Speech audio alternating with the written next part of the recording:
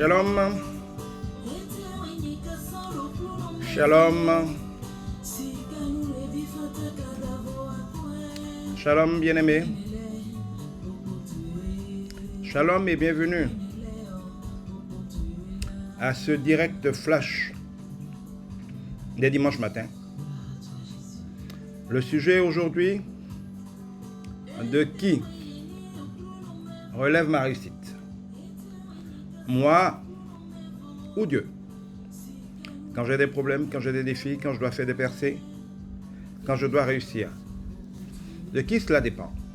De mes efforts, de ce que je fais, ou de Dieu, de ce que Dieu seul fait. Tel est le thème de ce jour.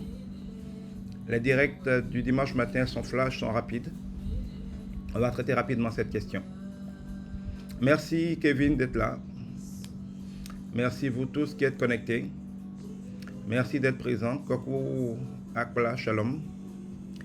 Merci de tapoter pour faire monter le live dans le fil d'actualité et que ceux qui ont l'habitude de regarder le localisent rapidement.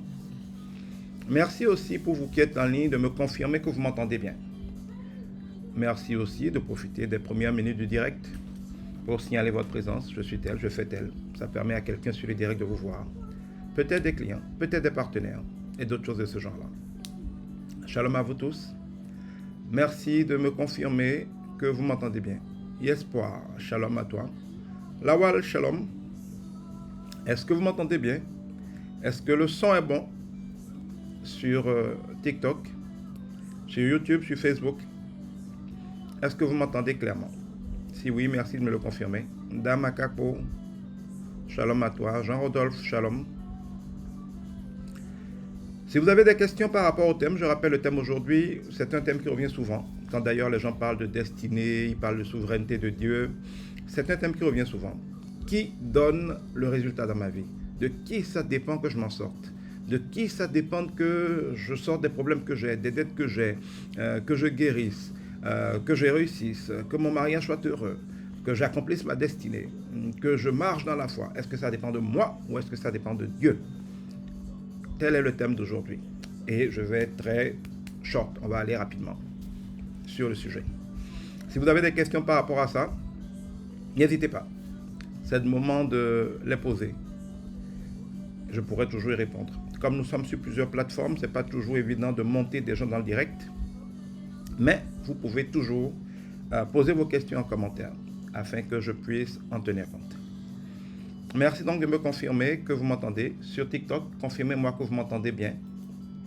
Est-ce que le son est bon? Merci de me le confirmer s'il vous plaît, pour que je m'assure que vous m'entendez bien avant de commencer à développer ce thème-là.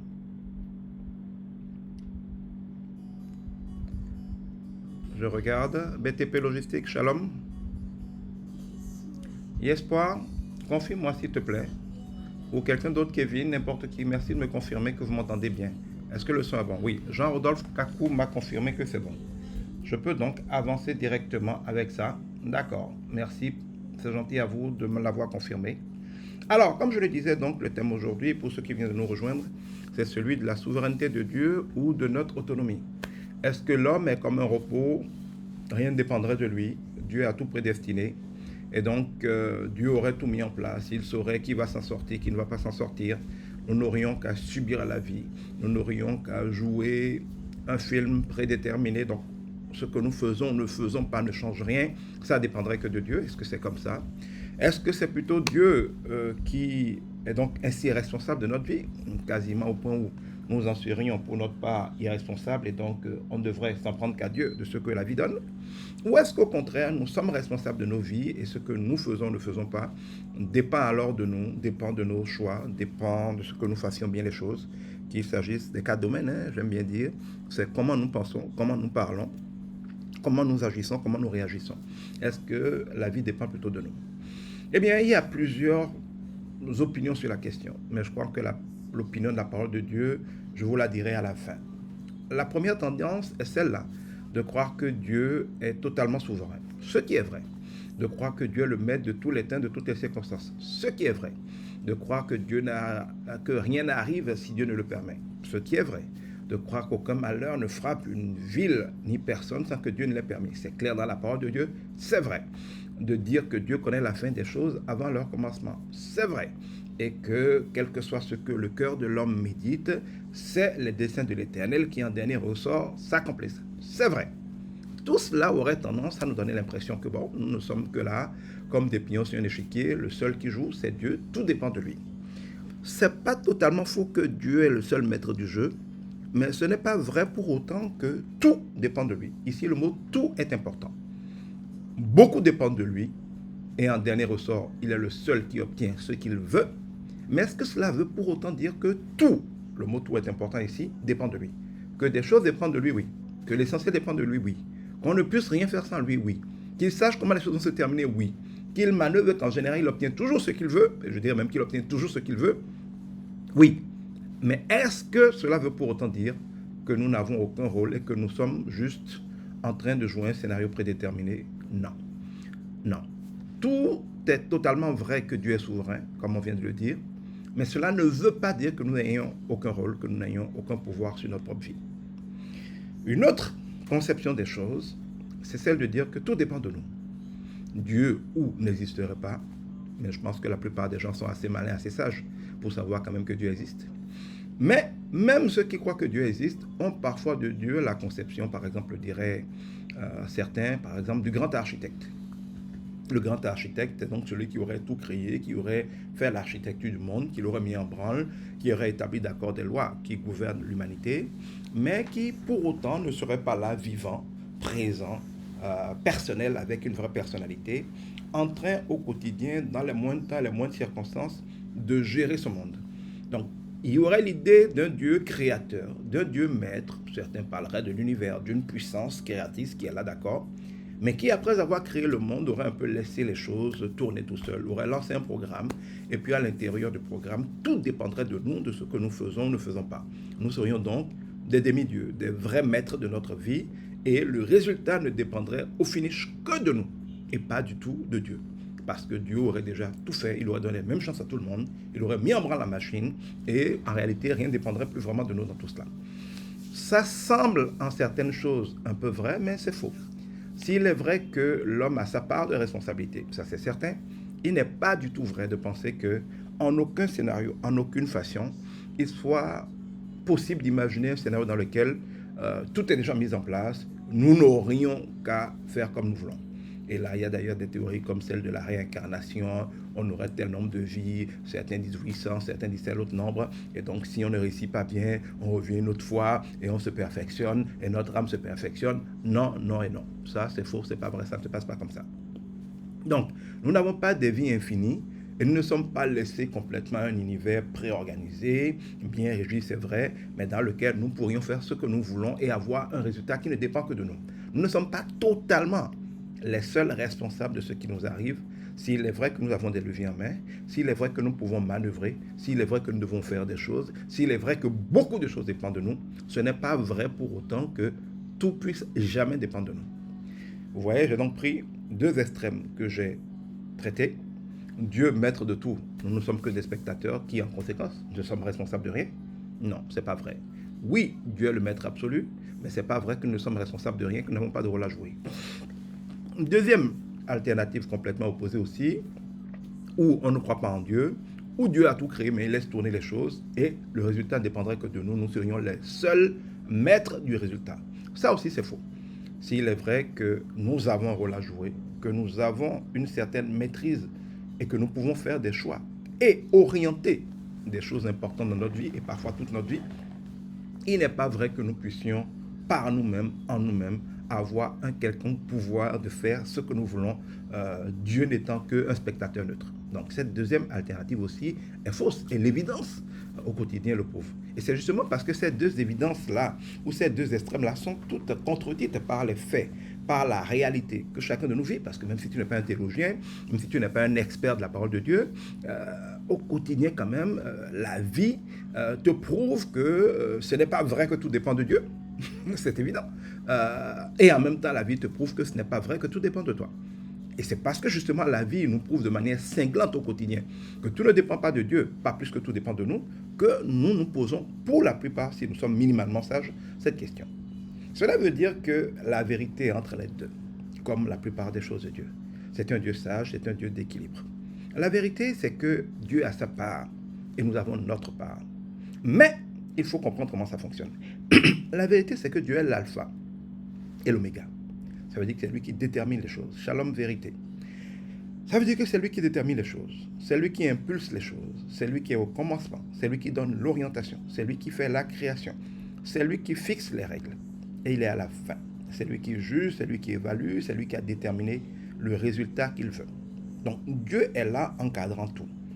Il est là, il est l'essence même de toute chose. Et toute chose se déroule en lui. Il est donc absolument indispensable, fondamental, capital.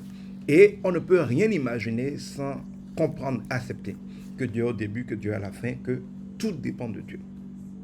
Mais pour autant, bien que Dieu soit souverain, et qu'en tant que maître des temps et des circonstances, celui qui règne sur tout, qui a les pleins pouvoirs, il est omnipotent, donc il peut tout, il est omniscient, il sait tout, il est omniprésent, il est partout. C'est l'ancien des âges, il a toujours été, il est, il sera. Un Dieu comme ça, qui heureusement est bon, est juste, ne se répand pas de ce qu'il a dit, ne se contredit pas, parce qu'il faut connaître Dieu pour pouvoir le raisonner, et en tout cas avoir de bonnes relations avec lui. On dit en fond, c'est-à-dire que c'est le fait de ne pas connaître quelqu'un selon ses principes, comment il fonctionne, qu'est-ce qu'il n'aime pas, comment il réagit, comment il faut procéder pour s'entendre avec lui, qui fait qu'on va avoir parfois l'impression que Dieu est compliqué ou appliqué aux hommes, que les hommes sont compliqués. C'est pareil avec Dieu. Dieu dit, le peuple périt faute de connaissance. Et même si on nous dit que Dieu fait grâce, il dit que la grâce nous est multipliée par la connaissance. Il dira, mon peuple périt faute de connaissance. Et il dira, vous découvrirez la vérité vous rendra libre. Il dit, au jour de la détresse, invoque-moi.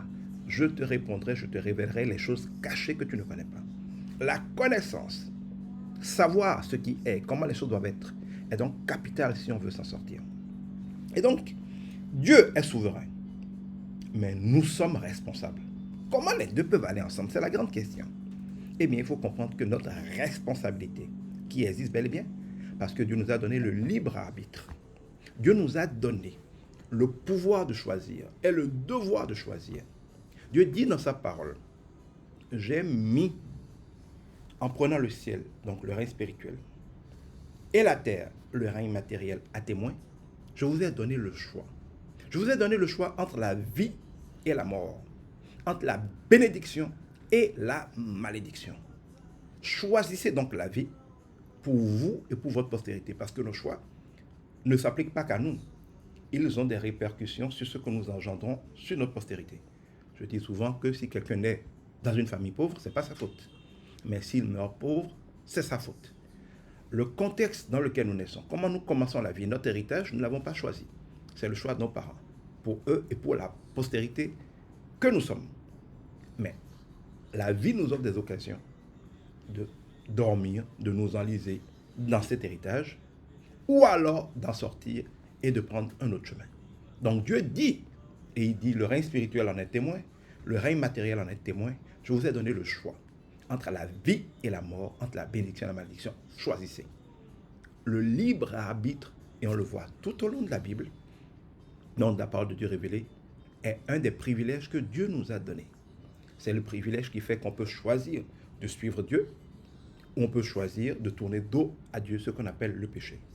Adam et Ève ont été créés par Dieu. Dieu leur a tout donné. Il leur a donné aussi la possibilité de choisir, de faire comme Dieu a dit ou autrement. Ils ont choisi de faire autrement. Cela donne ce que nous avons vu. Donc, l'homme a le libre arbitre. Il a la possibilité de choisir. Et quand l'homme veut choisir, Dieu ne l'empêche pas d'autorité comme un dictateur de le faire.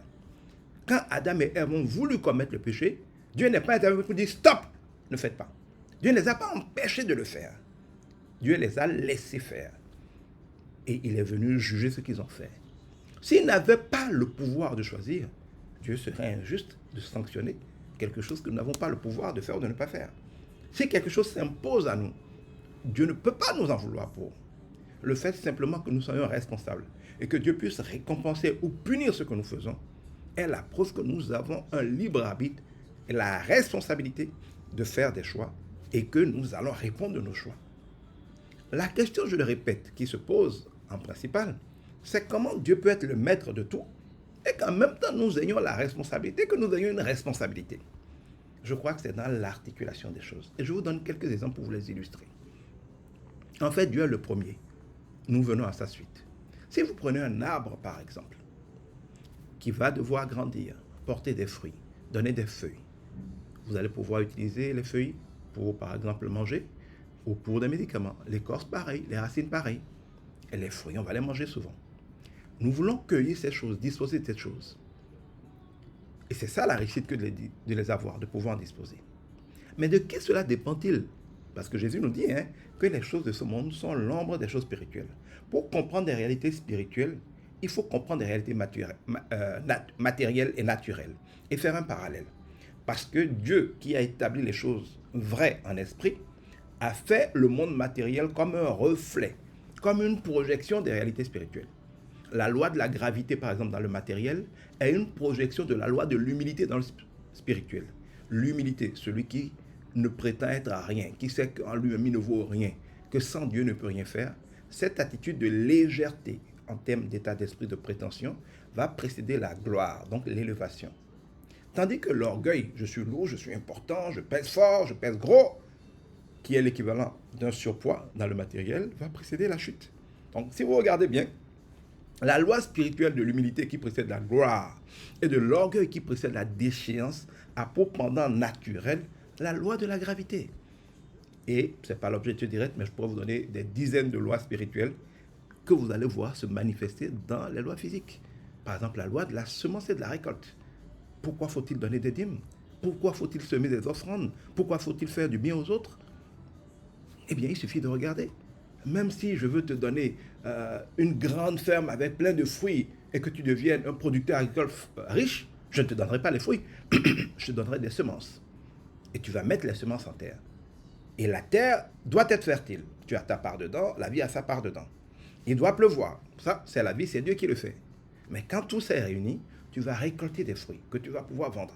Tu vas ressemer les noyaux. Et tu vas entrer dans un cycle croissant exponentiel de prospérité.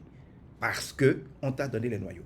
Celui qui te donne le noyau t'a déjà donné toute la prospérité qui en découle. Mais le noyau ne crée pas la prospérité, à moins que récupérant le noyau, recevant le noyau, croyant que bien que ce soit par exemple un simple noyau de mangue qui apparemment ne sert à rien, si tu le mets dans la terre, la bonne condition, que tu l'arroses, que tu y veilles un peu, que tu donnes un peu de soin, il va donner un arbre qui en son temps, pas tout de suite, mais en son temps, en sa saison, te donnera d'abondantes mangues que tu pourras manger, que tu pourras vendre, que tu pourras ressemer, déclenchant un cycle d'abondance. Est-ce que tu pourrais avoir cette abondance-là sans que Dieu ne t'ait donné le noyau? Non. Aurais-tu cette abondance-là s'il n'y a pas une pluviométrie qui permette à cet arbre de porter des fruits? Non. Pourrais-tu avoir cette abondance si la terre n'est pas fertile et que la terre soit fertile ne dépend pas de toi? Non. Aurais-tu cette abondance si Dieu permettrait qu'un incendie, un feu de brousse vienne brûler ton manguier à quelques mois de la récolte? Eh bien, non. Aurais-tu donc la prospérité sans le noyau, sans la terre, sans la pluviométrie, sans la grâce de Dieu? Non. Mais pour autant, même si tu as le noyau, tu as la terre, tu as la grâce de Dieu, la bonne pluviométrie, il n'y a pas d'incendie. Si tu ne fais pas ta part d'aller mettre ce noyau-là en terre, de le semer, de mettre parfois des tuteurs ou des choses comme ça pour le protéger de ce que, par exemple, les moutons ne le bouffent pas. Tu ne prends pas des dispositions pour éviter, par exemple, je ne sais pas, des incendies. Et quand maintenant même le manguier a fini par donner plein de mangues, et que c'est la saison de récolter les mangues, si tu dors pendant toute la saison, est-ce que tu auras des mangues? Non. Soit elles vont pourrir sur l'arbre, soit d'autres les voleront. Mais quand le fruit est prêt, ce n'est pas Dieu qui va aller te les cueillir, aller les vendre et te donner de l'argent. Tu devras aller travailler pour les cueillir, pour les récupérer, pour les vendre et pour récupérer l'argent. Vous voyez donc que la prospérité, comme la réussite, comme la résolution de nos problèmes, est toujours une combinaison de ce que Dieu fait, ce que nous faisons. Dieu est l'alpha, donc le premier. C'est lui qui donne les ressources. Et nous, ayant reçu les ressources, notre responsabilité est de les recevoir, de croire qu'elles ont le potentiel que Dieu a dit qu'elles ont, de les traiter comme il faut, de les semer comme il faut, de les travailler comme il faut, chaque chose en son temps, selon les principes de sagesse que Dieu a établis. Et alors, si nous le faisons fidèlement, en son temps, nous aurons la récolte qui est le résultat que nous voulons. Dit autrement, Si Dieu n'a pas donné la semence, si Dieu n'a pas donné la vie pour la semer, si Dieu n'a pas donné la force pour la semer, si tu es malade, que tu as alité, est-ce que tu vas pouvoir aller au champ? Est-ce que tu vas pouvoir semer la semence et donc pouvoir récolter un jour? Non. Donc c'est Dieu qui donne la semence, c'est Dieu qui donne la vie, c'est Dieu qui donne la terre, c'est lui qui la rend fertile, c'est lui qui te donne la santé, c'est lui qui permet que tu aies des ressources humaines pour aller au champ, c'est lui qui te donne la créativité, c'est lui qui te donne l'ambition, c'est lui qui donne la pluviométrie, c'est lui qui fait pousser l'arbre, c'est pas toi qui tires l'arbre pour le faire pousser, c'est lui qui fabrique les fruits. Tu ne sais même pas comment on part du noyau pour avoir tant de fruits que ça. C'est lui qui donne le soleil, c'est lui qui donne l'oxygène, c'est lui qui fait la photosynthèse, c'est lui qui va envoyer les abeilles ou les insectes pour créer le processus de pollinisation et consorts. C'est Dieu qui fait tout ça. Est-ce que pour autant, donc, Dieu n'a qu'à travailler? Non, Dieu doit le faire et il le fait. Et il l'a toujours fait. Vous voyez que ce qui dépend de Dieu, Dieu l'a toujours fait. Et comme il le dit, il lève son soleil sur les bons et les méchants. Dieu ne fait pas exception de personne. Ce qu'il doit faire, il le fait pour tout le monde. À plus forte raison quand on le craint, qu'on est ami avec lui, qu'on s'abandonne à lui, quand on l'invoque. Mais quand Dieu fait tout cela, qui est l'essentiel, qui est, je dirais, 80% de ce qu'il faut. Quand Dieu rend disponible les temps, les circonstances, l'énergie, la provision, la grâce pour avoir les choses, nous avons la responsabilité de les recevoir, de les utiliser, de faire ce que Dieu nous a par ailleurs conseillé de faire afin de pouvoir tirer le fruit. Si Dieu n'a pas donné, tout ce que nous faisons est vain. Nous pouvons faire le meilleur des travaux, la meilleure des stratégies, le meilleur de tout ce que nous voulons. Si Dieu n'a pas donné, n'a pas rendu le résultat possible, ne fait pas grâce du résultat, il n'y aura pas de bon résultat. Mais si Dieu a tout donné, ce qu'il fait souvent, et que nous ne faisons pas notre part, il n'y aura pas non plus de résultat. Dieu est donc le Père, c'est lui qui donne, c'est lui qui rend possible, mais nous sommes ses enfants. Nous devons recevoir, utiliser, capitaliser, manifester avec lui encore, par lui encore, avec son concours. Ce n'est pas que Dieu vous donne les choses, il allez vous débrouiller. Il vous donne les choses et il veut marcher avec vous. C'est vous qui avez votre part à faire, mais faites-le avec lui. Il vous dit de vous lever. Vous avez du mal à vous lever. Donne-moi la force de me lever. Il te donnera encore la force de lever. Il vous dit de régler un problème. Pour avancer, vous ne savez pas comment le régler. Demandez-lui la sagesse, il vous la donnera encore. Il vous a permis de semer, la pluie ne vient pas. Ce n'est pas une fatalité. Demandez-lui la pluie viendra. Il y a des menaces d'insectes pour tout dévorer. Demandez-lui de chasser le dévoreur, il le chassera. Il ne nous dit pas, prends, débrouille-toi. Il ne dit pas non plus, débrouille-toi. Il dit, prends, vas-y, je suis là. Tu as besoin, demande. Tu as besoin, cherche. Demande, je donnerai, cherche, tu trouveras, frappe, on t'ouvrira. Sans moi, tu ne peux rien faire. Sans moi, tu ne peux rien faire. Mais tu dois faire. Il faut donc marcher avec lui pour pouvoir faire. C'est lui qui bénit l'œuvre de nos mains. C'est lui qui donne la force de prospérer. Il est le maître des temps et des circonstances. Mais ce n'est pas nos efforts. Il dit que pendant que certains se réveillent, mangent du pain de la douleur. Dieu en donne autant à ses bien-aimés quand ils dorment. Il y a des choses que tu n'as rien à faire, Dieu les fait venir à toi. C'est un cadeau. Quand les pierres étaient en train de pêcher une poire, n'arrivaient pas à prendre de poisson, non seulement Jésus peut leur dire quoi faire pour amasser plus de poissons qu'il ne peut jamais en avoir, mais en même temps, sur la plage, il avait déjà braisé du poisson. Ça, il venait manger simplement. Il dira, je vous donne la semence et je la fais croître, mais je vous donne aussi la nourriture. Nous avons un Dieu qui peut bénir, qui peut donner des choses où tu prends juste, tu manges. Encore faudrait qu'il tende la main, même si on t'a braisé du poisson. Il faudra approcher le poisson qui est sur le feu, le prendre, éviter les arêtes et le mettre dans ta bouche. La parole de Dieu nous dira que le paresseux, c'est celui qui met la main dans le plat, il y a de la viande, il prend la viande et puis il est tellement paresseux qu'au lieu de pouvoir faire l'effort de ramener la viande à sa bouche pour le manger, il s'endort avec la main dans le plat. Ça veut dire qu'il y a un processus. À chaque étape du processus, Dieu a sa part, nous avons la nôtre. Et notre part, c'est de regarder à Dieu, de faire ce que Dieu a dit de faire, de recevoir ce que Dieu a donné et de capitaliser, d'exploiter, de rentabiliser, de manifester les fruits potentiels qu'il y a dans ce que Dieu a donné, mais en combinaison avec Dieu, en partenariat avec Dieu, en tandem avec Dieu. C'est cela la vie.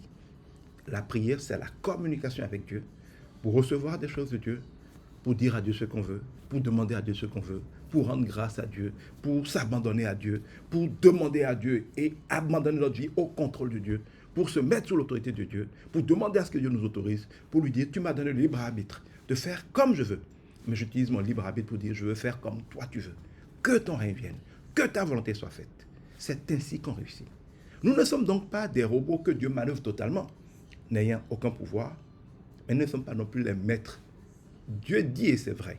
L'homme médite ses voies, mais Dieu seul dirige ses pas. Et je vais la développer pour finir ce direct. Un autre aspect des choses qui pose problème à beaucoup de personnes. comment, si Dieu maîtrise et manœuvre tout, pouvons-nous avoir le choix? Eh bien, disons que nous avons le choix dans les limites permises par Dieu. Quel exemple je vais vous donner? Prenons par exemple l'exemple d'un acteur de cinéma qui est recruté pour tourner un rôle. Le film, c'est quoi? C'est quelqu'un qui a déjà écrit une histoire, un scénario, un livre par exemple qui existe déjà. Le scénario est déjà fait, on connaît le début du livre, donc du roman, du début à la fin, tout est écrit. On n'invente rien. Quand le metteur en scène prend, alors, vérité, je vais répondre à ta question dans quelques instants. Quand le metteur en scène prend le roman, il va recruter différents acteurs pour pouvoir jouer, mettre en scène, transformer en film ce roman-là. En tant que metteur en scène, il va choisir les personnages auxquels il va confier des rôles. Chacun de nous, dans notre vie, nous sommes comme un personnage que Dieu prend et auquel il confie le rôle de notre vie dans le film de notre vie. C'est pour ça que la parole de Dieu dit que avant qu'une vie commence, Dieu en connaissait tous les jours. Avant qu'on ne commence le tournage d'un film, l'auteur du roman, et à plus forte raison le metteur en scène, connaissent tout le déroulement du film. Et quand on finit de tourner le film, parfois on le découpe en épisodes. Celui qui regarde un épisode par semaine a parfois l'impression que l'histoire est en train de se dérouler et attend de voir la suite. Mais depuis parfois des années, l'histoire est connue. Le livre a fini d'être écrit. On connaît la fin. Et quand le film a été tourné, on connaît déjà la fin. Ce n'est pas parce que nous recevons les épisodes un après l'autre que le film se déroule l'un après l'autre. Le film est fini depuis longtemps. Et avant même qu'il n'y ait le film, par l'écrit, celui qui a écrit connaissait déjà la fin avant même qu'on tourne la première scène du film. Et avant même d'écrire ce livre-là, quand l'auteur a imaginé son histoire, il connaissait du début à la fin avant d'écrire. L'auteur ici, c'est Dieu. Même quand rien n'a encore été écrit, à plus forte raison, quand rien n'a été tourné, celui qui a imaginé son histoire la connaît du début à la fin. Donc, il n'y a rien de surprenant à ce que Dieu connaisse tout, du début à la fin, avant que ça ne commence, puisque c'est lui qui a écrit l'histoire. Maintenant, quand le metteur en scène prend un acteur pour tourner un rôle dans le film, l'acteur n'a pas le choix. Il joue un personnage qui est défini, qui va faire des choses définies dans un scénario dont on connaît le début et la fin. De ce point de vue, l'acteur n'a pas le choix. Quel que soit ce qu'il fait dans le film, ça va commencer comme ça a commencé et ça va se terminer comme ça a terminé. Mais pour autant, chaque acteur a sa personnalité. Chaque acteur a ses individualités. 2 acteurs, 3 acteurs différents auxquels on confie le même rôle vont jouer le même scénario. Mais le film ne sera pas le même. Parce qu'il y a toujours des aspects qui relèvent de l'acteur. Au niveau des répliques, au niveau du ton, au niveau de l'humour, au niveau du leadership, au niveau du charisme. Il y a toujours, chaque personne a une série de choses uniques à lui qui font que même si c'est le même scénario qu'il joue, ça va donner des films différents. C'est pareil. L'histoire de notre vie, dans les grandes lignes, est connue. Qu'est-ce que nous sommes censés faire? Quel est le chemin par défaut que Dieu veut que nous prenions? À quoi nous a destiné, ce qu'on appelle une vocation, est connu. Mais à l'intérieur de ça, Dieu n'est pas un dictateur. Il nous a donné le choix. Et nous avons la possibilité de faire des choix, d'avancer, de ne pas avancer, de tourner, de ne pas tourner, de faire, de ne pas faire. Dieu nous laisse faire nos choix. Et notre liberté de faire des choix va donner une connotation à notre vie. C'est un peu comme quand vous avez, par exemple, dans votre voiture un GPS, ou votre moto. Vous partez d'un point A, vous voulez arriver à un point Z. Vous lancez le GPS, il vous donne un chemin, un itinéraire. Peut-être pour lui le plus rapide. Il vous dit, avancez. À tel endroit, tournez à droite. Vous êtes libre de tourner à droite ou pas. Le GPS ne bloque pas votre voiture, ne vous force pas à tourner à droite. Il vous conseille de tourner maintenant à droite. Si vous tournez à droite et qu'à chaque étape, vous suivez ces instructions, vous arriverez rapidement à l'endroit, le plus vite possible, au moins de coût possible, avec le plus de confort possible, évitant les embouteillages et consorts. Mais si, au lieu de tourner à droite, quand il dit de tourner à droite, vous vous entêtez, ou vous n'avez pas fait attention, vous vous trompez, et vous continuez, ça ne veut pas dire que vous n'arrivez jamais à destination. Qu'est-ce que le GPS fait? Il fait exactement comme Dieu. Automatiquement, il recalcule votre destinée. Il recalcule votre destination. Il recalcule votre chemin. Il sait que, dans tous les cas, il faut arriver au point Z. Quand vous avez manqué cette route, soit c'est des voies parallèles comme à Cotonou et à la prochaine rue, il vous dit de tourner encore. Si vous la manquez à la 3e, il dit de tourner encore. Soit c'est comme certains pays où vous avez par exemple des grandes autoroutes où quand tu manques une sortie, il te faut aller faire parfois 10 km, faire un détour avant de revenir. Il va vous dire maintenant, cette voie-là ayant été manquée, va plus loin, c'est dans 10 km que tu vas tourner. Et ainsi de suite. À chaque erreur où tu ne suis pas le GPS, il te fait le recalcul toujours pour te ramener au point qui est prédéterminé. Ça veut dire que même si tu ne suis pas le GPS, même si tu n'obéis pas à Dieu, ce n'est pas pour autant qu'il va arrêter, tant qu'il ne t'a pas pris le souffle de vie, d'essayer de te conduire à bon port. Mais parce que tu ne suis pas ses instructions, tu vas perdre du temps. Ce que tu aurais pu faire parfois en 3 jours, tu vas parfois le faire en 30 ans. Parce que tu as tellement désobéi que chaque fois le chemin s'est rallongé. Et quand le chemin se rallonge, tu peux par exemple tomber en panne d'essence.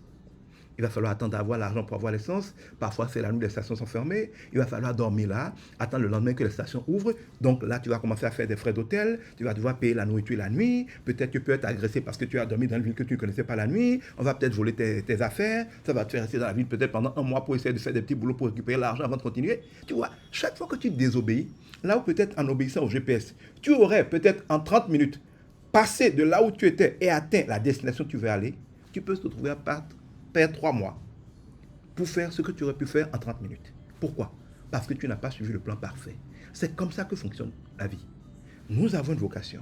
Dieu sait où il nous a créés. On n'est pas béninois pour rien, on n'est pas ivoirien pour rien, on n'est pas chinois pour rien, on n'est pas petit pour rien, on n'est pas gros pour rien, on n'est pas homme pour rien, on n'est pas femme pour rien. On n'est pas skinny pour rien, on n'est pas apôtre pour rien. Dieu nous a créés. On n'est pas littéraire ou scientifique pour rien.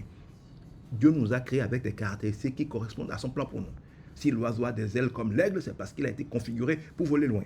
S'il a des yeux perçants, c'est parce qu'il doit pouvoir voir sa proie de loin alors qu'il est très haut dans les airs. Si le poisson a des branchies pour nager sous l'eau, c'est parce qu'il a été conçu pour rester dans l'eau. Si le singe a l'agilité pour être dans la forêt, c'est parce qu'il a été conçu pour ça. Donc, même la manière dont nous sommes conçus, nos forces, notre physique, notre intellect, notre manière de penser, c'est des choses que Dieu a choisies. Et le fait qu'il ait fait ces choix-là pour nous, des choix qui s'imposent à nous, détermine ce que nous pouvons faire ou nous ne pouvons pas faire. Même si le singe peut nager, il ne peut jamais dormir sous l'eau pendant 3 jours sans ressortir. Donc Dieu qui l'a ainsi conçu ne lui a pas donné le choix que même s'il est libre d'aller dans l'eau comme il veut, de ne pas pouvoir dormir dans l'eau. Ça veut dire que Dieu en tant que maître des temps et des circonstances n'a pas juste une volonté, n'est pas juste là pour dire fais ci, fais ça. Pas la manière dont il nous a conçus, pas la manière dont il manœuvre les circonstances autour de nous, pas les gens qu'il nous fait rencontrer, les gens dont il nous éloigne, pas les portes qu'il ouvre, pas les portes qu'il ferme, pas la manière dont il manœuvre autour de nous et parfois la manière dont il manœuvre en nous. Dieu, tout en nous ayant donné la liberté et en respectant notre liberté, va manœuvrer pour que, malgré l'exercice de notre liberté, nous nous retrouvions à aller là où il veut que nous allions. Je donne un exemple. Tu veux peut-être aller signer un contrat demain. Ce n'est pas ce qu'il faut. Dieu essaie de t'en dissuader, mais tu n'es pas en train d'entendre. Dieu peut faire en sorte que ton partenaire dise quelque chose que tu ne peux pas supporter. Vous allez vous fâcher, vous séparer. Oui, c'est ton partenaire qui l'a fait. Il a été libre de le faire. Il pouvait ne pas le faire. Toi aussi, tu as été libre de vouloir signer le contrat. Mais Dieu, ne voulant pas que tu signes ce contrat-là éternellement, peut manœuvrer dans ton cœur, par exemple, une rigidité en termes de négociation avec l'autre, manœuvrer l'autre aussi pour être dur en termes de négociation avec toi, et faire en sorte que bien que chacun d'entre vous soit libre de faire ce qu'il veut, ayant l'impression de le faire ce qu'il veut, au final, vous aboutissez au résultat que Dieu va savoir que ce contrat-là n'est pas signé. Dans d'autres cas, tu peux vouloir aller signer ce contrat ce matin, et Dieu permet que ton véhicule ne démarre pas. Le temps de faire venir un mécanicien, de dépanner, parfois le mécanicien met 3 heures de temps après, ça démarre au premier coup, mais toi tu as déjà manqué le rendez-vous, Dieu vient t'empêcher de signer le contrat. Et il ne t'a pas dit non, ne signe pas. Il ne t'a pas interdit de signer, il a essayé de te convaincre de ne pas signer. Mais comme tu n'entendais pas, et que Dieu veut t'éviter les conséquences catastrophiques que lui sait vont découler de ce contrat, Dieu peut te faire la grâce d'empêcher ton véhicule de démarrer ce matin-là.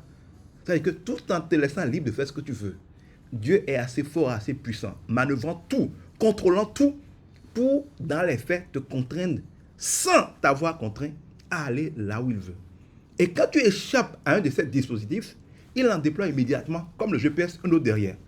Quoi qu'il en soit, Dieu est constamment par amour, en train de nous draguer, de nous sensibiliser, de nous informer, de nous mettre en garde, de nous conseiller, de nous orienter pour prendre le chemin étroit de notre glorieuse destinée. Plus nous allons laisser Dieu faire, plus ça va être confortable. Moins on prendra des coups, moins on aura des séquelles, moins on aura des échecs, moins on aura des pertes de temps, moins on paiera le prix élevé, moins on risquera de se faire briser, meurtrir, humilier et parfois tuer. Et plus vite nous allons arriver à la destination, la terre promise, glorieuse avec Dieu. Donc, les choses ne dépendent pas que de Dieu. Mais Dieu est le maître, l'essentiel dépend de lui, et si lui ne veut pas, tu ne peux pas. Nous ne sommes pas complètement sans pouvoir. Nous avons le pouvoir de choisir et de faire les choses. Et surtout le pouvoir, quand Dieu a rendu des choses possibles, de faire avec le conseil de Dieu, avec l'aide de Dieu, ce qu'il faut. Dieu dira par exemple que nous sommes sauvés, non pas par nos œuvres. Ce que nous faisons ne peut pas nous sauver, ni sauver notre âme, ni nous sauver de la maladie, ni nous sauver de la dette, ni nous sauver d'un problème. Nous sommes sauvés par la grâce de Dieu. C'est Dieu qui gratuitement donne la solution. Mais la grâce de Dieu, nous devons la recevoir au moyen de la foi. C'est-à-dire qu'une fois que Dieu a fait ce qu'il faut pour que nous soyons sauvés, nous devons tendre la main. La main ici, c'est la foi. Pour recevoir ce que Dieu a fait, afin d'en jouir. Ce que nous faisons seulement, nos œuvres ne peuvent pas nous sauver, ne peuvent pas régler le problème. Mais quand Dieu, par sa grâce, a réglé le problème, ou a donné de quoi régler le problème, nous devons par la main de la foi saisir cette solution et en profiter et en jouer et la mettre à la bouche. C'est l'ensemble qu'il faut. Dieu qui prend l'initiative, Dieu qui mène, Dieu qui orchestre, Dieu qui manœuvre, nous qui acceptons, nous qui coopérons, nous qui jouons notre part, nous qui faisons notre partition, nous qui manifestons, nous qui obéissons, nous qui nous soumettons, nous qui travaillons avec Dieu pour en profiter. Dieu est le maître, mais il veut le faire avec nous. Nous ne pouvons rien faire sans lui, mais ce que nous voulons faire et que nous devons faire, nous devons le faire avec lui, en lui, selon lui. Et Dieu, tout en ne se contredisant pas de nous d'un libre arbitre, va utiliser sa maîtrise de l'univers tout entier, des autres, et même de nous-mêmes. Il y a des fois, tu te réveilles le matin, tu veux faire quelque chose, et puis tu te sens tellement faible, tu te lèves, tu as le vertige, tu es obligé de te recoucher. C'est peut-être une manière simple pour Dieu de t'empêcher de faire certaines choses que tu voulais faire ce jour-là. Il y a des choses que tu veux faire, si ça dépend que de toi, tu les feras aujourd'hui. Dieu peut permettre que tu n'aies pas l'argent de les faire aujourd'hui, pour être obligé d'attendre peut-être dans un mois pour les faire. Toi, tu ne réalises pas que, alors que tu attendais un revenu, et tu étais sûr qu'il viendrait hier, et que tu ferais aujourd'hui, Dieu peut empêcher l'autre d'avoir l'argent pour t'envoyer, en lui créant un imprévu. Tu penses que c'est le hasard, il n'y a pas de hasard. Dieu est le seul maître des temps et des circonstances.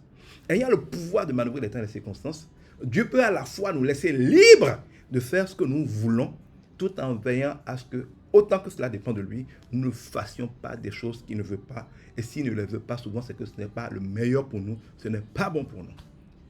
Voilà ce qu'il faut comprendre de manière importante de l'articulation entre la responsabilité de Dieu et notre responsabilité, les deux s'emboîtant, les deux étant en tandem pour vivre et réussir dans cette vie.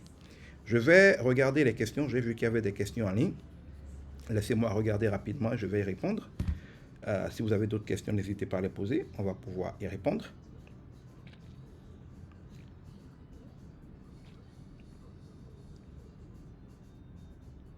Alors, je vois You qui me dit, par exemple, que faire quand on n'a pas de réponse. Alors, You sur Facebook, que faire quand on n'a pas de réponse? Ne pas avoir de réponse, c'est parfois ne pas avoir entendu la réponse. Dieu répond toujours quand on lui parle. Allez sur mes pages YouTube, Facebook, SoundCloud. Je vais essayer de vous afficher un instant. Voilà, le lien de mes pages. Vous avez YouTube, Facebook, SoundCloud. L'identifiant, c'est chaque fois Edgar Guidibi. Allez-y, vous allez voir, j'ai une playlist sur communiquer avec Dieu, entendre Dieu, comprendre les instructions de Dieu. Dieu parle tantôt d'une façon, tantôt d'une autre, c'est nous qui ne prenons pas garde. Donc, Dieu nous répond toujours. Déjà, sa parole écrite, révélée, la Bible, est la parole de Dieu, c'est la réponse de Dieu. Quasiment tout y est dit. Tout ce qui est principe général de vie avec Dieu, de réussite, de prospérité, y est écrit. Si nous avons parfois l'impression qu'on ne sait pas ce que Dieu veut, c'est parce qu'on ne prend pas la peine de méditer sa parole. Au-delà de ça, Dieu nous donne au quotidien des instructions spécifiques. Cette nuit, j'ai eu plus de 10 ou 15 rêves. Chaque fois que je me réveille, je les note, je m'endors. Des rêves, des visions. Et après, dans la journée, quand je vais finir ce direct, je vais aller m'asseoir parfois 2-3 heures de temps pour décoder les instructions que j'ai reçues de cette nuit. Et c'est toujours des instructions très précises par rapport à ce que je gère actuellement. Donc Dieu nous parle par des visions, par des songes, par des convictions de l'esprit, par d'autres personnes qui disent des choses sans savoir, qui sont en train de nous parler de la part de Dieu, par ce qu'on voit. Dieu parle tantôt d'une façon, tantôt d'une autre. C'est nous qui nous prenons point garde. Et donc, vous allez voir sur mes pages YouTube, Facebook et SoundCloud, des playlists, même sur Facebook, vous le verrez, mais là, ce n'est pas organisé en playlist, des enseignements sur comment discerner la voix de Dieu. Donc, première chose, il faut aller écouter ces enseignements pour mieux apprendre à entendre, comprendre et recevoir le discernement de qu'est-ce que Dieu est en train de nous dire. Maintenant, quand Dieu répond, il ne répond pas toujours oui. Parfois, il répond non. Et le non de Dieu est aussi une réponse. Ça veut dire que quand Dieu fait tous les calculs, ou tout compte fait, ce que tu demandes n'est pas le meilleur pour toi. Ce que tu demandes n'est pas ce qu'il te faudrait. Ce que tu demandes va te nuire. Ou alors, il peut dire, pas maintenant. Tu es ma fille, tu as 10 ans, tu veux qu'on t'achète une voiture, d'accord, mais pas maintenant. Ah, je veux aller en vacances, d'accord, mais pas en année scolaire. Parfois, Dieu va répondre, oui, mais pas maintenant. Mais parfois, il va dire non, comme par exemple à Paul ou à Jésus. Ma grâce te suffit. Ça veut dire que je te donne une puissance pour vivre ça, pour triompher de ça, pour marcher sur ça, pour aller au bout. Parce qu'il y a une gloire au bout de ça. Je ne vais pas te faire éviter ça, mais je vais te faire traverser ça. Il dit dans Isaïe 41:10, ne balade pas des regards inquiets. Je suis ton Dieu. Je viens à ton secours. 1. 2. Je vais t'affermir. Donc, il te rend fort dans la situation. Je vais te délivrer. Mais la délivrance ne vient qu'à la fin. D'abord, Dieu nous a fermis dans les épreuves. Donc, oui, Dieu nous parle toujours. Il peut ne pas nous dire ce que nous voulons. Il peut ne pas nous donner ce que nous voulons, comme nous voulons quand nous donnons. Mais il nous répond toujours et quand il répond, il donne ce qu'il faut, comme il faut, quand il faut. C'est un Père aimant qui fait toutes choses pour notre bonheur et qui n'accepte jamais, contrairement au diable, de nous donner des choses qui vont être tuer de chagrin.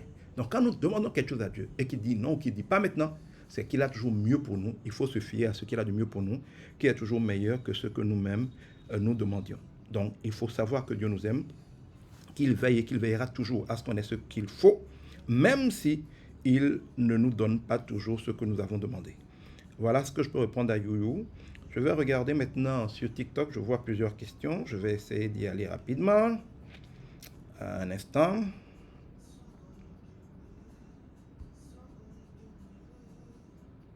Alors, je regarde les questions.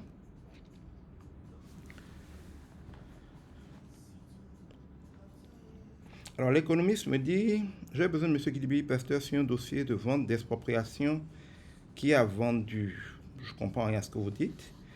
C'est vrai que j'ai été un acteur important de l'immobilier, mais ça fait maintenant 9 ans que j'ai vendu mon agence immobilière. Donc, si c'est quelque chose qui a rapport à l'économiste avec l'agence immobilière, contactez-la. Ça fait 9 ans que je ne suis plus ni propriétaire ni gérant de mon agence immobilière de l'époque. Si c'est un dossier qui a rapport à l'agence immobilière, contactez-les. Je ne suis plus en contact avec eux. Maintenant, si vous avez juste besoin d'avoir mon conseil, mon expertise, mon avis pour vous conseiller sur un dossier d'expropriation, écrivez-moi par WhatsApp. Mes contacts sont affichés en bande défilante là. Vous pouvez m'écrire par WhatsApp parce que je décroche presque jamais les appels téléphoniques. Je suis souvent trop occupé pour ça. Écrivez-moi par WhatsApp au 66 64 64 64. 66 64 64 64. Je pourrai alors vous donner mon avis. Maintenant, s'il s'agit d'une transaction éventuellement avec l'entreprise que j'avais à l'époque et que j'ai vendue il y a 9 ans, non seulement je ne peux rien, mais je ne vais pas en discuter avec vous parce que d'un point de vue juridique, n'étant plus propriétaire ni gérant d'entreprise, je n'ai plus le droit de me mêler de quoi que ce soit qui la concerne et je n'accepte même plus de discuter de quoi que ce soit qui la concerne. Donc, dans ce cas-là, il va falloir que vous contactiez directement l'entreprise qui est une personne morale complètement distincte de la mienne et elle seule peut gérer ce qui la concerne. Alors, ensuite, Vérité dit, comment savoir reconnaître sur tous les plans ce que Dieu a prévu pour nous? En se fiant à la parole de Dieu. La parole de Dieu, la Bible est là pour ça. Elle nous présente différents cas d'une vie et chaque problème que vous avez, vous trouverez dans la Bible un scénario similaire où la même situation que vous vivez aujourd'hui a déjà été vécue par d'autres personnes et comment Dieu a réglé ça avec eux. Quel principe Dieu a mis en œuvre pour les en sortir, comment Dieu s'y est pris ou quelle instruction Dieu leur a donnée pour pouvoir s'en sortir, vous le trouvez dans la parole de Dieu. Ensuite, et une fois encore, je vous renvoie à vérité à ma playlist sur Facebook, YouTube, SoundCloud, quoi encore, sur communiquer avec Dieu. Allez sur mon YouTube, vous allez voir une playlist si vous voulez des vidéos. Et si c'est SoundCloud, vous allez voir aussi une playlist sur communiquer avec Dieu. J'explique très clairement, c'est là on doit en être à 9 enseignements là-dessus déjà. Le dernier, on a commencé à traiter la question de comment interpréter les rêves, les songes, les visions. Et on en a encore pour beaucoup. Donc, c'est une playlist avec une série d'enseignements où j'explique vraiment comment concrètement entendre, comprendre ce que Dieu, dans une situation précise, entend de nous dire, quoi faire, comment le faire. Donc, je pense que vérité, pour ta question 3, comment savoir reconnaître sur tous les plans ce que Dieu a prévu pour nous, c'est d'abord la parole de Dieu. C'est aussi la prophétie. Parfois, vous allez recevoir des convictions de l'esprit ou des prophéties d'autres personnes qui vous confirment ce que vous avez déjà dans votre esprit. Dieu va vous parler beaucoup par des visions, par des songes et aussi par toute autre personne. Parfois, ça peut être un livre, parfois, ça peut être une chanson, parfois, ça peut être un film. Même un film païen que vous regardez au travers duquel votre esprit va recevoir Dieu. Telle chose, ce que tu vois, ça implique quelque chose. Le Saint-Esprit est celui qui nous enseigne.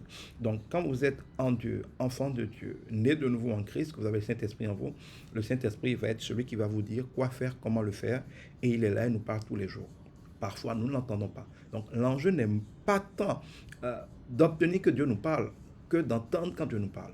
Évidemment, je l'explique dans cette série d'enseignements, parfois, pour entendre Dieu, il faut déjà renoncer à ce qu'on veut. Quand vous êtes obsédé par ce que vous voulez, la manière dont vous le voulez, comment vous le voulez, vous dites Dieu, qu'est-ce que tu en penses? Mais dans le fond, vous ne voulez pas. Je donne un exemple. Tu as vu une fille, elle t'a plu, tu as couché avec elle, tu l'as engrossée, tu as dit à ses parents que tu vas l'épouser. Maintenant, tu demandes à Dieu si c'est son plan que tu l'épouses. Il ne te répond pas. Tu as déjà couché avec elle, tu l'as déjà enceintée, tu t'es déjà engagé à te marier. Et ton oui doit être oui, ton non doit être non. Quand tu t'es déjà ainsi lié et que manifestement tu as déjà commencé à organiser ton mariage, maintenant tu dis à parents qu'on je n'ai pas demandé l'avis de Dieu. Tu en penses quoi? Mais Dieu se respecte, il ne te répondra pas. Parce que tout ce que tu as fait jusque-là veut dire que tu n'as pas besoin de l'avis de Dieu. Et quoi que Dieu dise, en général, tu ne vas même pas le discerner. Tu vas avoir l'impression que non, ce n'est pas Dieu qui parle, c'est autre chose, parce que tu es déjà trop borné. Si on veut que Dieu nous parle et qu'on veut sincèrement tenir compte de l'avis de Dieu, il faut accepter de mettre de côté, ne serait-ce que provisoirement pour écouter Dieu, qu'est-ce que nous voulons. Autre chose, Dieu dit à celui qui est fidèle dans les petites choses, il confiera de grandes. Si vous n'avez pas le soin de considérer et de faire ce que Dieu vous dit de faire, il ne vous fera plus, il ne vous parlera plus. Si chaque fois quelqu'un a des problèmes, il vient te voir et te demande conseil, tu lui donnes des conseils, il ne fait jamais ce que tu lui as dit de faire. Et chaque fois qu'il y a un autre problème, il revient te demander conseil, à un moment tu te fatigues plus à lui parler. Parce que tu sais que ça ne sert à rien de lui parler, il n'en fait qu'à sa tête. Eh bien, si vous êtes quelqu'un qui n'en fait qu'à sa tête, eh bien, Dieu ne va pas vous parler pour donner des instructions, parce qu'il sait déjà que ça ne servira à rien. Ça ne veut pas dire que quand vous avez déjà été comme ça, nous l'avons tous été à un moment de notre vie, il ne faut plus chercher à écouter Dieu. Mais il faut aller se repentir, demander pardon à Dieu, plaider le sang de Christ Jésus. Si vous n'êtes pas encore né de nouveau en esprit, laissez nouveau donner votre vie à Christ pour avoir une relation vivante en esprit, en vérité avec Christ. À partir de ce moment, vous êtes enfant de Dieu, sous l'autorité de Dieu. Dieu est votre Père. Vous demandez pardon, il vous pardonnera. Vous vous repentirez du moment où vous allez passer votre temps à vous foutre de lui, à ne pas tenir compte de son avis, à faire comme vous voulez, ce qui vous a créé des problèmes. Vous direz, Seigneur, pardon, aide-moi maintenant à t'entendre. Donne-moi un cœur, parce qu'on ne peut rien faire sans lui. Même si vous décidez d'écouter Dieu et de lui obéir. S'il ne vous en fait pas grâce, vous n'y arriverez pas.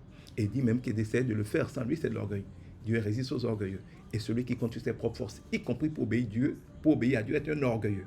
Et Dieu lui résiste. C'est pour ça que quand les gens disent, je ne vais plus faire tel péché, et commencent à essayer, ils tombent encore plus vite dans le péché. Parce qu'ils essaient de sortir du péché par leur propre force. C'est de l'orgueil. Dieu résiste aux orgueilleux. Quel que soit ce sur quoi tu es orgueilleux, y compris pour obéir à Dieu, Dieu va te résister. C'est pour ça que les décrets de « je vais obéir à Dieu » sont souvent vains. Parce que les gens le font en essayant de le faire par leur propre force. Remettez-vous à Dieu. Demandez à Dieu de vous aider. Demandez pardon, il va vous pardonner. Demandez-lui de pouvoir maintenant l'écouter et agir selon ce qu'il vous dit.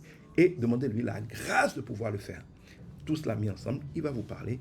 Et cette série-là, on en est déjà à 9 enseignements, d'autres vont suivre, sur communiquer avec Dieu, que vous trouverez sur mes pages YouTube, SoundCloud, va vous aider fortement. Vous qui êtes par exemple sur TikTok, sachez que tous ces directs sont enregistrés, vous les retrouverez en audio sur YouTube et en vidéo, non, en audio sur SoundCloud et en vidéo sur YouTube.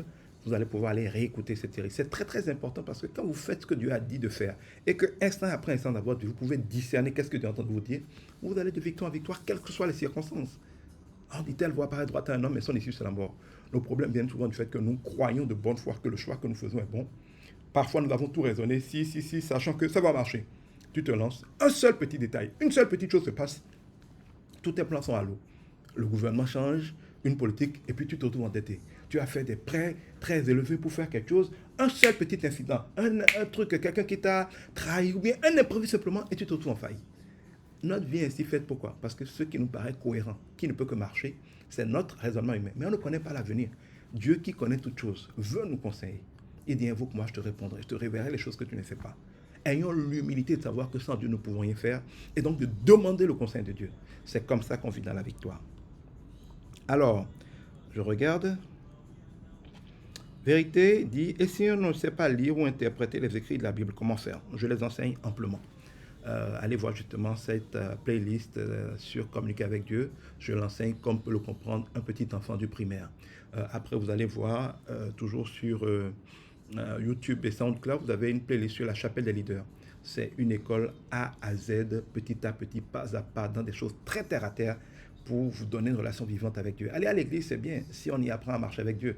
Mais c'est inutile si c'est pour être juste un religieux qui dit Alléluia, Amen, mais qui n'est pas capable d'opérer par les principes, la sagesse et la puissance de Dieu au quotidien.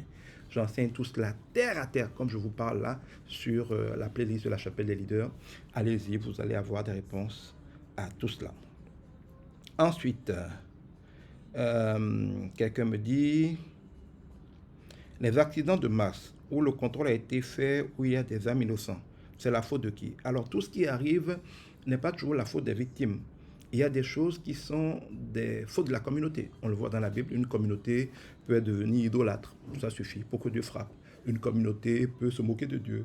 Une communauté, par exemple, quand on fait l'avortement et qu'on passe chacun dans sa maison où plein de gens tombent enceintes en faisant déjà de la fornication, de l'adultère, et on avorte, ce qui veut dire tuer plein de bébés. Et on est dans une génération où on tue les bébés à l'appel, des milliers d'enfants chaque jour qui sont ainsi crucifiés, sans compter toutes les autres choses que nous faisons. Eh bien, collectivement, une communauté peut se retrouver coupable. Et donc, quand on a l'impression que, ah bon, allez voir, vous allez voir sur mes YouTube, SoundCloud aussi, vous allez voir, j'ai des enseignements sur ce malheur qui nous frappe. Ça vient d'où? Pourquoi Dieu permet le malheur? Quel est le sens des épreuves? J'ai même fait il y a une semaine un enseignement sur Akuba. Quand le ciel nous tombe sur la terre, une succession de malheurs, on a l'impression qu'on n'a rien fait pour le mériter. À quoi c'est dû? Rien n'est hasard, Dieu est juste. Donc, parfois, c'est nous-mêmes. C'est nous-mêmes, ça peut être dans notre manière d'agir, mais ça peut être parfois dans notre manière de parler. Parfois, ça peut être dans ce qu'on aurait dû faire qu'on n'a pas fait. Parfois, ça peut être simplement dans notre état d'esprit. Ou simplement dans le fait qu'on a essayé de faire les choses sans Dieu. Et que donc, Dieu, même s'il n'est pas l'auteur de notre malheur, n'est pas responsable de nous protéger de ceux dont on l'a écarté. Avant, dans les écoles américaines, on ne faisait rien sans Dieu. Aujourd'hui, on a sorti Dieu des écoles américaines sous prétexte de laïcité. Eh bien, il y a plein de tueries dans les écoles, il y a plein de problèmes dans les écoles. Bon, quand vous sortez Dieu de quelque part, puisque Dieu dit, je vous ai donné le choix, invoque-moi, je te répondrai. Vous dites, Dieu, ça ne te concerne pas, dégage ici. C'est notre vie publique, c'est notre gouvernement, c'est la démocratie. Ça ne concerne pas Dieu. Après, quand vos dirigeants vous maltraitent, quand la criminalité se multiplie, quand plein de problèmes arrivent, on dit, où est Dieu? Mais il est là où on l'a mis en le sortant des choses, en parlant de laïcité. Donc, il n'y a pas de hasard. Dieu est juste et veille sur sa parole pour l'accomplir, même dans les malheurs collectifs, y compris les guerres, les famines et consorts. Les êtres humains ne sont jamais de parfaits innocents et que Dieu serait bizarre d'avoir permis que le malheur leur arrive. Allez, comme je vous l'ai dit, sur YouTube, SoundCloud, vous verrez plein d'enseignements qui expliquent le sens de nos malheurs, le sens du ciel qui nous tombe sur la tête, le sens de ces catastrophes affreuses. Pas que Dieu s'en réjouisse, mais nous n'en sommes pas innocents. Et la solution, vous le verrez aussi dans ces enseignements-là. Alors, merci pour ces questions, la vérité. Vérité dit pourquoi, malgré notre sagesse, l'esprit du mal a raison de nous et parfois depuis la naissance. Parce que nous ne sommes pas sages. Dire que nous sommes sages, c'est être complètement ignorant. Il n'y a pas un seul sage, même pas un. Et la Bible dit que celui qui pense qu'il est sage n'est déjà pas sage. Le commencement de toute sagesse, c'est la crainte de Dieu. Être sage, c'est savoir que d'abord, tout dépend de Dieu, que sans Dieu, on ne peut rien avoir. Et que même si nous avons notre part, ça découle de la part de Dieu. Être sage, c'est savoir que tout ce qu'on fait sans que Dieu n'en soit l'alpha et l'oméga, sans que ce ne soit selon Dieu, avec Dieu, en intimité avec Dieu, et pas à l'esprit, non pas par la chair, simplement, va être voué à l'échec. Mais le monde, depuis notre enfance, l'école, la société, nous apprend à être orgueilleux, à faire comme si nous pouvions faire les choses par nous-mêmes. Donc nous ne sommes pas sages, nous sommes par définition le contraire de la sagesse. Dieu parle de sottise et d'être insensé. L'être humain par défaut est insensé et sot, il n'est pas sage. C'est donc bien pour ça que nous avons plein de problèmes. Donc ce n'est pas vrai que nous soyons sages depuis notre enfance et que l'esprit du mal ait le dessus sur nous. Il a du mal sur nous parce que, ou plutôt il a le dessus sur nous parce que justement nous ne sommes pas sages du tout. Merci pour vous qui avez confirmé que le son est bon. Je vais voir. L'adresse YouTube, alors je vous mets l'adresse YouTube ici. C'est vrai que c'est affiché pour ceux qui sont sur Facebook, YouTube et consorts, mais je vous l'affiche ici. Alors, l'adresse YouTube, c'est ça que je viens de vous afficher. Je vous affiche l'adresse de ma page SoundCloud pour vous qui êtes sur TikTok. Sur toutes mes pages, hein, c'est le même identifiant, c'est Edgar Guidibi. SoundCloud.com/Edgar Guidibi, YouTube.com Edgar Guidibi, Facebook.com Edgar Guidibi, TikTok.com/Edgar Guidibi. Donc, c'est toujours Edgar Guidibi en un mot, en identifiant sur toutes les pages. Je vais vous mettre aussi mon bio, parce que sur ma page bio, vous allez voir, j'anime beaucoup de groupes WhatsApp ou au quotidien. Je vous envoie des petites exhortations pour vivre dans la paix de Dieu, pour vivre dans la victoire. Il y a des groupes sur les questions de couple et d'amour. Il y a des groupes où j'enseigne l'intelligence artificielle, où je donne des ressources dedans. Il y a des groupes pour ceux qui veulent sortir du chômage. On publie beaucoup d'offres d'emploi et des conseils pour sortir du chômage. Il y a des groupes pour ceux qui sont des vendeurs en marketing, des groupes pour ceux qui sont à la recherche de la prospérité, des groupes pour ceux qui veulent exercer du leadership, un pouvoir, qu'il soit politique ou dans d'autres domaines. Il y a des groupes pour les personnes âgées, des groupes en Fon, en Goum, en Yoruba, en Nago, en Idacha, en Mina, en Nadia, en Tori, en Aizo, en Fond. Il y a beaucoup de ressources que vous retrouvez sur ma page bio. Donc, je vous mets l'adresse de mon bio. C'est BIT LY. Un instant, je l'affiche aussi pour ceux qui sont sur YouTube et consorts. Un instant. Voilà. Donc, c'est bit.ly/m/Edgar Guidibi. Voilà. Et si vous voulez me joindre, de préférence par WhatsApp, c'est le plus 229 66 64 64 64. Autre chose pour ceux, alors c'est l'occasion de vous remercier, vous qui nous soutenez beaucoup. Vous n'êtes pas encore nombreux, mais vous êtes de plus en plus nombreux à nous soutenir de différentes manières, par vos dons, par vos offrandes, parce que l'évangile est gratuit à annoncer, mais elle coûte très cher dans tout ce que ça implique comme logistique. Donc vous êtes de plus en plus nombreux à nous soutenir. Pour le faire au Bénin, c'est par MTN, Momo. Vous avez le 66 64 64 64 qui peut vous permettre de le faire. Vous avez Move aussi, pour ceux qui ont plutôt Flouze. Vous pouvez le faire au 229 64 11 11. Et pour ceux qui sont à l'extérieur, le plus simple, c'est PayPal. Donc vous pouvez utiliser paypal.me/ une fois encore Edgar Guidibi en un mot, et vous allez pouvoir en un clic nous soutenir. Je vais regarder s'il y a d'autres questions et après je vais prier pour vous. Je regarde l'adresse YouTube, donc tout ça c'est bon. Voilà, je crois que j'ai répondu à toutes vos questions. C'est un direct flash d'1 heure de temps. Je crois que nous sommes là dans le temps. S'il n'y a pas d'autres questions, je regarde rapidement sur Facebook ou sur YouTube. S'il n'y a pas d'autres questions, je vais pouvoir conclure. Je vais voir s'il y a d'autres questions. Yuyu, tu as compris, parfait. Merci alors. Oui, il faut regarder l'enseignement. Et si quand vous regardez mes enseignements, vous avez des questions, parce que des fois on peut regarder un enseignement qui suscite des questions, vous n'hésitez pas par WhatsApp au 66 64 64 64. Vous m'écrivez et vous me posez des questions. Ça ne me dérange pas de recevoir des audios. Quand vous m'écrivez, ne faites pas comme certains coucou et puis on dit rien, on attend que tu répondes. Parfois, on est là disponible pour discuter en même temps, parfois on n'est pas. Donc, n'hésitez pas simplement à envoyer un message clair. Bonjour, je suis telle personne, je souhaiterais faire telle chose, ou je suis en train de me poser telle question, ou j'ai tel problème, aide-moi. Envoyez vos préoccupations clairement et je serai toujours heureux de vous y répondre tout aussi clairement pour peu que vous ayez clairement exprimé votre préoccupation en m'écrivant. J'essaie de regarder si sur YouTube j'ai éventuellement des questions en attente. S'il n'y en a pas, on va pouvoir boucler ce direct. Je regarde. Le son est super. Merci Christian. Que Dieu te bénisse. Georges Sonsonou, shalom à toi. Dalia Yedonou, shalom. Kokoroko, shalom à toi. J'espère que ce direct vous a tous été utile. Cela étant, nous allons prier, nous allons boucler ce direct-là. Shahi bokondo loko shtari barabakanda raboko. Shibara bondoko shtari barabokondo loko shtari barabokonda rabaya baranda kashita. Biborokonda rabaya bahitai borondoko shtari barabokonda rabaya kai borokonda shtarika. Bibrokotoro konda shtiri baya bakai borondoko shtari kai baraboko tai barabanda kiri bakanda. Shibo orokanda ya baba ibaranda ya kai borondoko shtari barabakandi baya bakandi borokonda ya hakati borokondoko. Père Tout-Puissant, je te rends grâce. Merci pour nos frères, nos sœurs, nos fils, nos filles, toutes les personnes qui en direct ou en différé ont suivi ou suivront ce direct. Merci pour ta grâce, merci pour ta faveur. Merci d'être ce Dieu bon, merveilleux, fidèle, souverain, qui pourvoit, qui est là pour nous bénir, qui veut que tout soit béni, qui lève son soleil sur les bons et les méchants, qui manœuvre les temps et les circonstances pour te glorifier, glorifier ta grâce dans nos vies. Pardon de t'avoir méprisé, pardon de trouver que tu es distant alors que tu es là, ne ménageant aucun effort pour être avec tes enfants. Merci parce que tu es lent à la colère. Merci parce que tu uses de patience en attendant que nous parvenions à la repentance. Merci de nous convaincre de péché, de nous réconcilier avec toi, de nous ouvrir les yeux, afin que nous réconcilions avec toi et revenant à ta parole, nous puissions penser, parler, agir et réagir comme tu as dit de le faire pour jouir pleinement de ta bonté. Merci parce que tu as des projets merveilleux, un avenir plein d'espérance pour nous. Merci parce que cette semaine encore, nous allons avoir une communion avec toi. Nous allons avoir des percées, nous allons avoir des révélations. Nous allons aller plus loin dans l'adoration, c'est-à-dire le fait de vouloir vivre pour toi. Dans la louange, le fait de réaliser comme tu es bon et de te louer pour cela. C'est-à-dire, donne-nous de dépendre de toi, de ne rien faire sans toi. Donne-nous de réaliser que même si tu es bon, que tu as tout fait, même si c'est par grâce que nous sommes sauvés, nous avons le devoir de le recevoir par la foi.